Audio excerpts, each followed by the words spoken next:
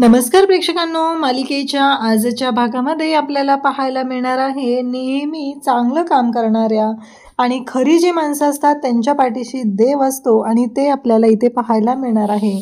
कारण सावली ही नदीच्या किनारी सापडलेली असते, तर एक वारकरी कुटुंब आहे आणि ते सावलीचा जीव वाचवणार आहे.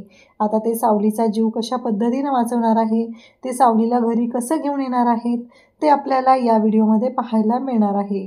सावलीला वाचवून त्यांनी घरी तर आणलेलं आहे आणि त्याचबरोबर सावलीवरती उपचार सुरू केलेले आहेत. पांडुरंगाला विठ्ठलाला साकडं घालत आहेत की ह्या पोरीला लवकर बरं कर असं म्हणत ते सावलीचा जीव वाचवत आहेत.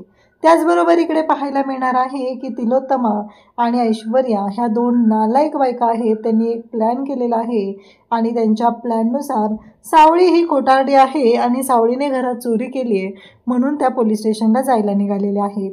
ऐश्वर्या इकडे सारंगला सांगायला येत असते की त्या दोघी पोलीस स्टेशनला निघालेल्या आहेत. तेव्हा सारंग म्हणतो की खूप चांगली गोष्ट आहे ही अमृतावहिनी ही. तेव्हा अमृता म्हणते की त्याच्यासाठी नाही सारंग, मी तुला वेगळ्याच गोष्टीसाठी सांगायला आलेली आहे. तेव्हा सारंग म्हणतो म्हणजे? तेव्हा सारंगला विचारायला असं वाटत असतं की त्या दोघीजणी सावली हरवली आहे या गोष्टीची कंप्लेंट करण्यासाठी निघालेल्या आहेत.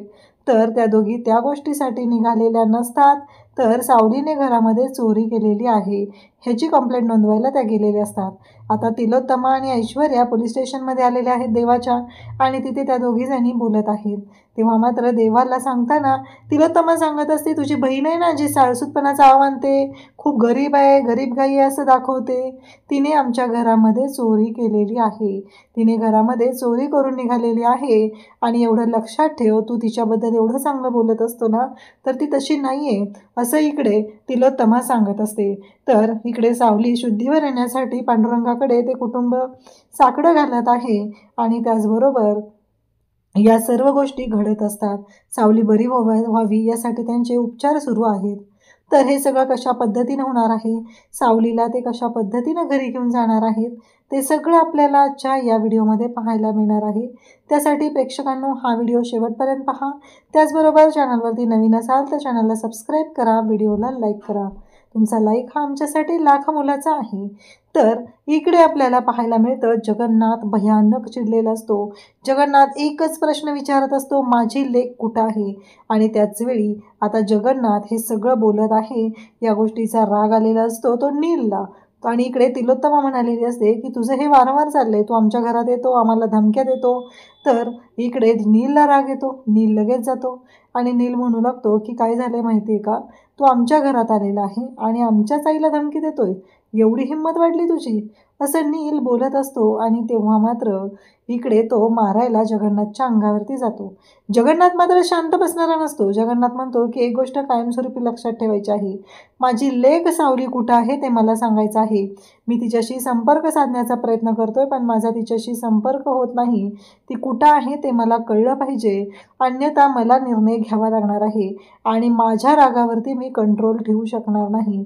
त्याचवेळी मूर्ख अस्मी आहे ती वरून आलेली असते आणि ती हे सगळं पाहत असते. ती म्हणत असते आता खरी मजा येणार आहे असं तिला वाटत असतं आणि ही जी अस्मी आहे ती खाली येते. त्याचवेळी आता तिथे जगन्नाथच्या अंगावरती एकाच वेळी राजकुमार आणि नील दोघंही गेलेले असतात आणि त्याला म्हणत असतात की चल निघ आत्ताच्या आत्ता. पण इकडे जगन्नाथने सांगितलेलं आहे मला माझ्या प्रश्नाचं उत्तर हवं आहे आणि मी शांतपणे विचारत आहे, मला त्या प्रश्नाचं उत्तर द्यायचं आहे. तिलोत्तमा म्हणत असते की तुम्ही मागे आले दोघांनो आणि त्या दोघांना मागे बोलवते. तिलोत्तमाला माहिती असतं की जगन्नाथशी जर वाकडं घेतलं तर त्याचा परिणाम काय भोगायला लागू शकतो या गोष्टीची कल्पना तिलोत्तमाला असते. त्यामुळं तिलोत्तमा त्या दोघांनाही माघारी बोलवते. इकडे अमृता घरातले सगळेजण हे सगळं पाहत असतात. सगळ्यांना धक्का बसलेला असतो की हे सगळं काय होतंय. काहीही झालं तरीही जगन्नाथ आता आलेला आहे. तेव्हा सारंग आता जिना उतरून खाली येत असतो. अस्मी लगेच सारंगच्या पाठोपाठ खाली येते आणि मग जगन्नाथला विचारू लागते, तुला माहीत नाही का कुठं आहे ती? नाही, तू आम्हाला विचारायला आलायस ना म्हणून तुला विचारलं, तुला तर माहीत असायला पाहिजे ना तुझी लाडकी लेक कुठं आहे ते. कसं आहे आता मीच सांगते, तुला कोणी सांगितलं नाही आहे ना, मीच देते तू उत्तर तुझ्या प्रश्नाचं. तुझी लेक आहे ना ती हे घर सोडून गेलेली आहे. तिनं आजपर्यंत केलेल्या गुन्ह्याची कबुली तिनं दिलेली आहे आणि हे घर सोडून ती गेलेली आहे. तेव्हा जगन्नाथ म्हणतो काय बोलतेस ती? ती काय तू नाही आहे, गुन्ह्याची कबुली काय गुन्हा केला तिनं म्हणून कबुली द्यायला, असं जगन्नाथ स्पष्टपणे तिला विचारू लागतो. तेव्हा ती म्हणते की तुझ्या लेकीने काय गुन्हा केलाय ना हे तिलाच आता विचारलं पाहिजे. तरीही मी ती सांगते, कारण तिने ना जाताना एक चिठ्ठी ठेवून गेली माहिती आहे का तुला. आणि त्यामध्ये तिनं सांगितलेलं आहे की आजपर्यंत मेहेंदळे कुटुंबाला बर्बाद करायला मी या घरात आलेली होती, पण मला माझ्या चुकीची जाणीव झालेली आहे आणि मी मेहेंदळे कुटुंबातून जात आहे आणि सगळ्यांची माफी मागितलेली आहे. तेव्हा जगन्नाथ म्हणू लागतो की तू तोंड बंदच कर, कारण तू कशी आहे ना हे मला चांगलंच माहिती आहे. कारण माझी सावली आहे ती असं कधीच वागू शकत नाही आहे. तिनं कुठल्याही कारस्थानामध्ये कुणासोबतही सामील नाही आहे आणि तिनं जे करते ते प्रामाणिकपणे करते, असं जगन्नाथ बोलत असतो. इकडे आपल्याला पाहायला मिळतं की आता जयंतीने मोठमोठ्याने टी व्ही लावलेला असतो आणि ती टी व्ही पाहत बसलेली असते.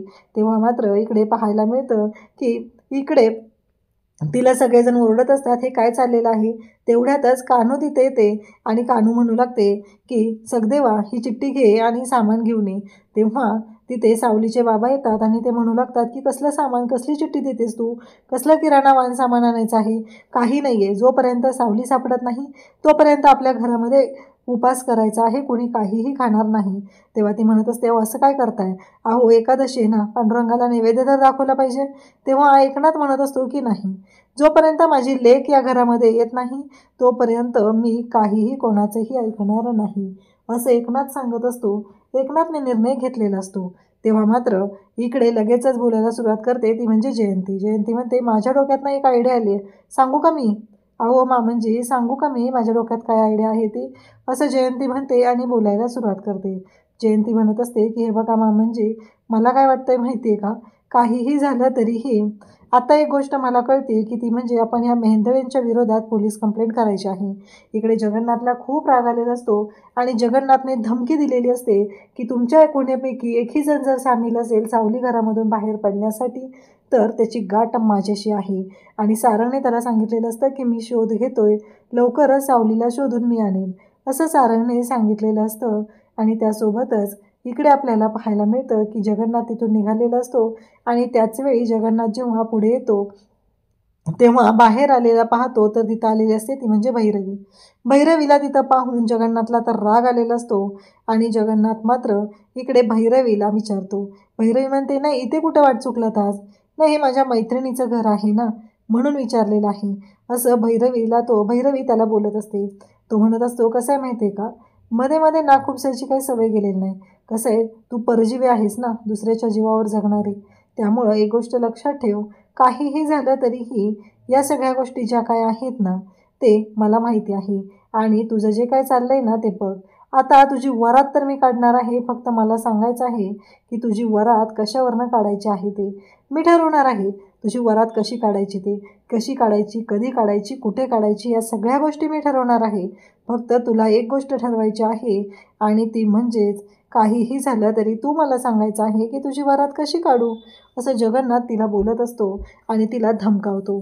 त्याचबरोबर इकडे आपल्याला पाहायला मिळतं की एकनाथ आणि सखदेव त्या पोलीस स्टेशनमध्ये आलेले असतात. तेव्हा देवा पोलीस स्टेशनमध्ये आलेला असतो आणि देवा घोरपडेंना विचारतो. घोरपडे सांगतात की खूप वेळ झालं ते येऊन थांबलेले आहेत. देवा म्हणतो, बोलवा त्यांना. मग आता जगन्नाथ आणि इकडे सखदेव आणि एकनाथ दोघंही आत येतात, त्यांना बोलवलं जातं आणि त्याचवेळी देवा विचारतो काय झालं. तेव्हा ते सांगतात की आमची मुलगी हरवली आहे. देवा म्हणतो, किती वर्षाची. तेव्हा एकनाथ इकडे सांगायला सुरुवात करतो की 22 वर्षाची आहे, सावळा रंग आहे तिचा, सडपातळ बांधा आहे, हे सगळं तो सांगत असतो. डोळ्याला काळा चष्मा आहे. हे सगळं सांगितल्यानंतर देवाला काही क्षण असं वाटतं की ही आपली सावली तर नाही आहे ना. तेव्हा देवा म्हणतो की हे काय आहे. घोरपडे पण ऐकत असतात. घोरपड्यांना मुद्दा ना मुद्दा लिहून ठेवायला सांगितलेला असतो आणि तेव्हा मात्र देवा त्यांना म्हणत असतो की असं झालेलं आहे का. मग त्यानंतर आपल्याला पाहायला मिळतं की जेव्हा या सर्व गोष्टी घडत असतात आणि त्याचवेळी इकडे पाहायला मिळतं की आता ते बोलतात की फोटो दाखव. मग आता देवाला फोटो दाखवला जातो आणि देवाला जेव्हा फोटो दाखवला जातो त्या क्षणी देवाला धक्का बसतो, कारण ते दुसरं तिसरं कोणी नसून ती असते ती म्हणजे यांची सावली आणि देवाची सावली. हे ऐकल्यानंतर देवाला मात्र खूप मोठा धक्का बसलेला असतो आणि भैरवी आते ते भैरवी म्हणते, अगं तिलोत्तमा मी हे काय ऐकते, अगं सावली घर सोडून गेली. तिलोत्तमा म्हणते, हो ना, तेव्हा तिलोत्तमा म्हणते की मी तुला सांगितलं होतं ना फोनवरती काय झालेलं आहे, असं ती सांगू लागते. तेव्हा भैरवी म्हणते नाही तेच म्हणलं. ऐश्वर्या ही तिथं उभी असते आणि आता तिलोत्तमा आणि ऐश्वर्या यांच्यासोबत भैरवी बोलायला सुरुवात करते. भैरवी म्हणते की तसं नाही गं, अचानक गेली ना म्हणून विचारलं. तेव्हा तेवढ्यात सारंग तिथं आलेला असतो आणि सारंग आलेला पाहून भैरवी म्हणते बरं झालं गेली. असं पण ती मुलगी ना तिलोत्तमा, तुम्ही या घरात आल्यापासून ना तुमच्यासाठी ती चांगलीच नव्हती. बघितलं ना हसतं घर तुमचं कसं झालेलं होतं त्या मुलीमुळं. काहीही झालं तरीही ती जी काय आहे ना ती मुलगी जी आहे ती योग्यच नव्हती, हे मलाही माहिती आहे, म्हणून तर मी तुला सांगत आहे. सारंग म्हणतो की बस झालं. कसं आहे माहिती आहे का भैरवीजी, तुम्ही आता जे काय बोलत आहात ना ते तोंड सांभाळून बोला. सावलीबद्दल एक शब्दही वाईट बोललेला मी सहन करणार नाही. तिलोत्तमा म्हणते सारंग कळतंय का तुला तू काय बोलतोयस? तेव्हा सारंग म्हणतो हो मला कळतंय आई, पण तुला माहीत नाही आहे या सावलीशी कशा वागतात. मी त्यांना ज्या कंडिशनमध्ये सावलीशी वागताना पाहिले ना त्याचा विचारही कोणी करू शकत नाही. तेव्हा मात्र इकडे पाहायला मिळतं की जेव्हा या सर्व गोष्टी घडत असतात आणि त्याच वेळी इकडे सारंग त्याचबरोबर हे सगळे जे असतात ते बोलत असतात आणि मग सारंगचं असं म्हणणं असतं की काहीही झालं तरीही आत्ता तुम्ही जे काय केलेलं आहे ते चुकीचं आहे. तुम्ही सावलीशी कशा पद्धतीनं वागत असताना त्या सगळ्या गोष्टी मला माहिती आहेत, असं इकडे सारंग सांगत असतो. आणि त्यासोबतच सारंगचं असं म्हणणं असतं की मला माहिती आहे की तुम्ही काय आहात आणि तुम्ही कशा पद्धतीने वागू शकता, हे सगळं सारंग बोलत असतो. त्यानंतर इकडे पाहायला मिळतं की भैरवी म्हणते असू दे गं तिलोत्तमा, लहान आहे ना अजून तो, त्याला कळत नाही आहे दुनियादारी काय आहे ती, असं त्याला बोलत असते. तेव्हा तिलोत्तमा म्हणते की सारंग बाद झालं. तेव्हा इकडे तिलोत्तमाला भैरवी सांगत असते की बरं झालं ती मुलगी गेली एकदाची, कारण ती कशी आहे ना हे मला चांगलंच माहिती आहे. आणि कसं आहे मी माझ्या ताराची पण तिचं जर चुकलं असेल तर तिच्याशीही याच भाषेत बोलते असं ती सांगत असते. परंतु त्याहीपेक्षा मोठी गोष्ट असते आणि ती म्हणजेच की इकडे तिलोत्तमाच्या समोर सारंग एकच प्रश्न विचारतो, तुमची तारा एवढी मोठी गायिका आहे, मग मला एका प्रश्नाचं उत्तर द्याल का? कारण तुम्हाला काम करण्यासाठी तिकडे सावलीच का पाहिजे असते प्रत्येक वेळेस, हा प्रश्न माझा आहे. तेव्हा ती म्हणते कसं आहे माहिती आहे का, त्या प्रश्नाचं उत्तर मी तुला दिलं असतं, पण एक गोष्ट लक्षात ठेव, ते उत्तर ऐकणे एवढा मोठा तू नाही. माणसं जी आहेत ना स्वार्थी असतात, स्वार्थी, आणि ही मुलगी ही एक नंबरची स्वार्थी आहे, असं तिलोत्तमा इकडे सांगत असते. तिलोत्तमा हे सगळं बोलत असते. तेव्हा मात्र सारंगला खूप राग आलेला असतो. सारंगला ही गोष्टच पटलेली नसते. सारंगचं म्हणणं असतं की काहीही झालं तरीही आत्ता ह्या सर्व ज्या गोष्टी आहेत त्या मी ऐकून घेणार नाही आणि सावलीच्या बाबतीत तुम्ही काहीही बोलाल तर मी ऐकून घेणार नाही, असं सारंगने स्पष्टपणे सांगितलेलं असतं. सारंगचं म्हणणं असतं की सावली कधीच चुकीचं वागू शकत नाही आणि सावली कधीच चुकूच शकत नाही, एवढं लक्षात ठेवायचं आहे, असं सारंगने ठणकावून सांगितलेलं असतं. त्यानंतर सारंग बाल्कनीतून पाहतो, तो कॉल करत असतो आणि त्याचं लक्ष जातं घरातील सगळी मंडळी जी आहेत ती तिथे तुळशीच्या झाडाच्या जवळ असतात. तुळशीचं रोपटं असतं, तुळशीचं वृंदावन असतं आणि तिथं सगळेजण थांबलेले असतात आणि सगळेजण पाहत असतात. तेव्हा मात्र प्रत्येकजण बोलत असतं, पूजा करत असतात. अमृता म्हणत असते की तुळशी माते कसं आहे माहिती आहे का, सावली जेव्हापासून आलेली आहे ना तेव्हापासून तुला रोज ती पाणी घालते, रोज तुझी पूजा करते, पण आज जे काय घडत आहे ते खूपच वाईट घडलेलं आहे. काहीही झालं तरीही आत्ता अशा पद्धतीनं गोष्टी घडायला नको होत्या, असं तुळशी मातेला ती सांगत असते. इकडे चंद्रकांत म्हणत असतो की कसं आहे, या घरात जेव्हापासून सावली आली ना तेव्हापासून मला असंच वाटत होतं की ती या घरची सून व्हावी, अशीच माझी इच्छा होती आणि मला तेच वाटत होतं. आणि त्याचबरोबर हे सगळं बोलणं चाललेलं असतं आणि त्याचबरोबर इकडे पाहायला मिळतं की हे सगळेजण तिथं बोलत असतात आणि या सगळ्यांच्या सोबतच तिथे आता सारंग त्यांना पाहत असतो. प्रत्येकजण आपापल्या मनातली गोष्ट सावलीच्या बाबतीत बोलून दाखवत असतो आणि प्रत्येकाचं असं म्हणणं असतं की काहीही झालं तरीही सावलीने असं जायला नको होतं. त्यांना वाईट वाटत आहे की सावली अशी सोडून का गेलेली आहे.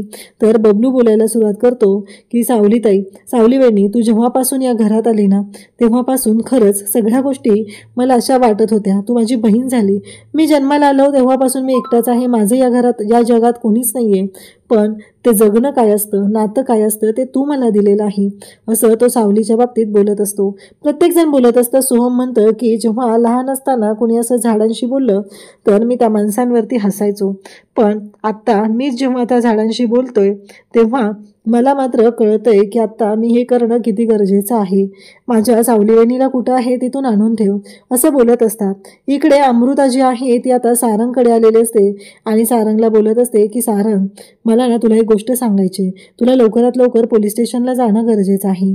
तेव्हा मात्र सारंग म्हणतो म्हणजे?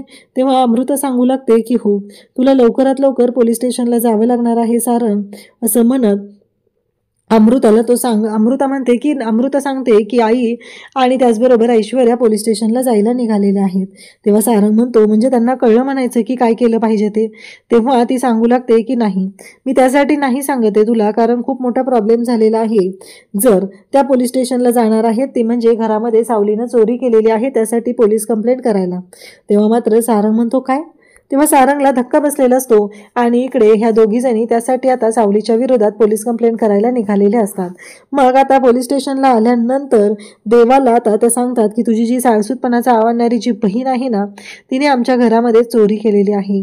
तेव्हा मात्र देवाला धक्का बसलेला असतो. देवा म्हणतो काय? आणि ही सांगत असते की तुझ्या बहिणीनं चोरी केलेली आहे आणि काहीही झालं तरीही तुझ्या बहिणीनं जे काही गुन्हे दळलेले आहेत त्यासाठी मी कंप्लेंट करायला आलेली आहे, असं इकडे तिलोत्तमा सांगत असते. खरं तर देवाला खूप राग आलेला असतो. सावली घरातून गायब झालेली आहे, 2 दिवस झालेले आहेत आणि यांचं काय म्हणणं आहे तर तिने चोरी केलेली आहे हे यांचं म्हणणं आहे. आणि त्यासोबतच इकडे आपल्याला पाहायला मिळतं की जेव्हा या सर्व गोष्टी घडत असतात तेव्हा सावलीवरती इकडे उपचार सुरू केलेले असतात. ते वारकरी जोडपं आहे, त्यांनी सावलीला आता आणलेलं असतं आणि ते सावलीवरती उपचार करत असतात. सावलीवरती उपचार चालू केलेले असतात. सावलीशी ते खूपच प्रेमाने वागत असतात आणि सावलीला शुद्धीवर आणण्यासाठी ते प्रयत्नही करत असतात. त्यांना बिचारांना खूप वाईट वाटत असतं, कारण ही मुलगी अशी कशी आहे, नक्की काय झालं हिच्या बाबतीत, असे अनेक प्रश्न त्यांच्या पुढे पडलेले असतात आणि सावली बरी होण्यासाठी ते धडपडत असतात. सावलीला बरं करण्यासाठी त्यांचे उपचार सुरू झालेले असतात. त्यासोबतच त्यांना वाईटही वाटत असतं. ही मुलगी लवकर बरी झाली पाहिजे असं त्यांना वाटत असतं आणि कोण कुठले ते दोघंही सावलीची मनापासून तिथे काळजी घेत आहेत. इवन ते पांडुरंगाकडे साकडंही घालत आहेत की या मुलीला लवकरात लवकर बरं कर. आता सावली शुद्धीवर कधी येणार, नक्की काय होणार हे आपल्याला पुढे पाहायला मिळणार आहे. अशाच अपडेटसाठी चॅनलशी कनेक्टेड राहा. थँक्यू.